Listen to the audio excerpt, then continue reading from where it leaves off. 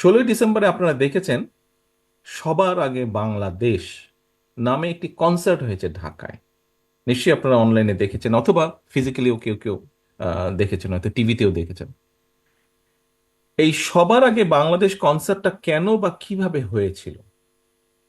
দেখুন, আহ স্বৈরাচার, এই যে পলাতক যে স্বৈরাচার পালিয়ে যে গিয়েছে, আমরা গত 15 বছরে দেখলাম যে কিছু হলেই ওদের এই পার্শ্ববর্তী দেশ থেকে শিল্পী আসে, আমাদের শিল্পীদের কোনো খবর টবর নাই। কিছু হলেই, সেটা সরকারি অনুষ্ঠান হোক, বেসরকারি হোক, ব্যক্তিগত হোক, কিছু হলেই দেখি এই সব ওই দেশি শিল্পীরা আসে, গান করে কি করে না করে। আর তারপরে তো দেখলাম এই যে যেই দলটি ভেঙে গেল, এদের এমপি মন্ত্রী, তথাকথিত এমপি মন্ত্রী যারা ছিল, একদম মাটিতে গেড়ে বসে দেখি দেখছে।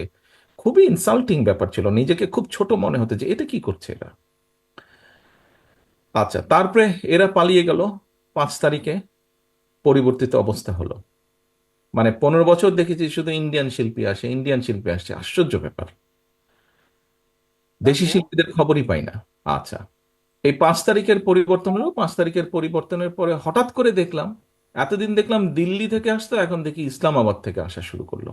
এ পাকিস্তানি শিল্পী আসে, এ এসে এই কনসার্ট করে, ও এসে এই কনসার্ট করে।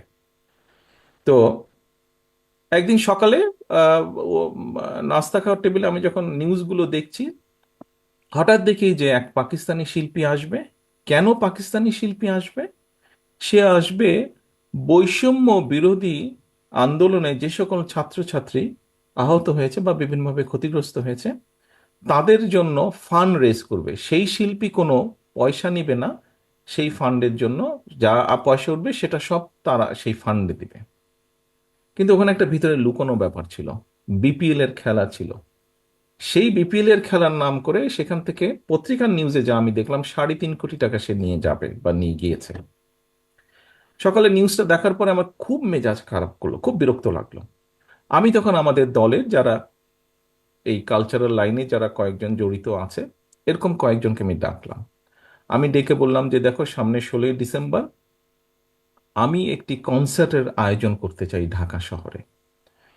তো কিন্তু ওই কনসার্টের বৈশিষ্ট্য হতে হবে সব বাংলাদেশি শিল্পী থাকবে, এবং শুধু বাংলাদেশি শিল্পী। নর্মালি কনসার্ট বলতে আমরা বুঝি যে সাধারণত ব্যান্ড সঙ্গীত যারা হয় তাদেরটাই, তাদের অনুষ্ঠানকে আমরা কনসার্ট বলি। আমি বললাম যে না, এখানে শুধু ব্যান্ড সঙ্গীত থাকবে না, আমাদের বিভিন্ন ধরনের বাউল থাকবে, আমাদের পল্লীগীতি থাকবে, আমাদের আধুনিক গান থাকবে। অর্থাৎ আমাদের দেশে কম বেশি যারা শিল্পী, বিভিন্ন ধরনের, সব ধরনের শিল্পী থাকবে। বিকাল থেকে অনুষ্ঠান শুরু হবে। কোথায় করবে কোথায় করবে আলোচনা করে তখন আমিই বললাম যে কেন আমরা মানিক মিয়ার সামনে করলে সমস্যা কি হয়? আমাদের তো বিজয় দিবস। তো মানিক মিয়ার সামনে যদি বড় রাস্তাটা করি, মানুষজন আসবে, ও গান শুনবে ওই দিন, এবং এটার সাথে একটা সামঞ্জস্যপূর্ণ থাকবে।